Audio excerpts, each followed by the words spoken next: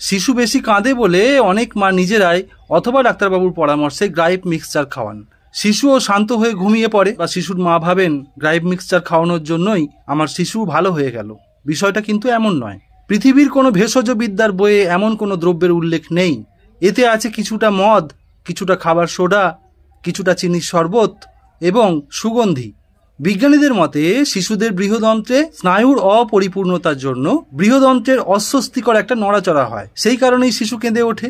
আবার অনেক সময় তার ভিজে প্যান্ট জাঙ্গিয়া পাল্টানোর সময় সে কাঁদতে পারে, সে খাদ্যের জন্য বা খাবারের জন্য কাঁদতে পারে এবং আদরের প্রত্যাশায় মায়ের দৃষ্টি আকর্ষণ করার জন্য অনেক সময় কাঁদে।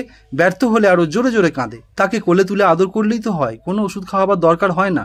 আগেই বলেছি গ্রাইপ মিক্সচারে থাকে সোডিয়াম বাইকার্বনেট এবং 5 থেকে 10% অ্যালকোহল বা মদ, যা শিশুর ক্ষতি করে।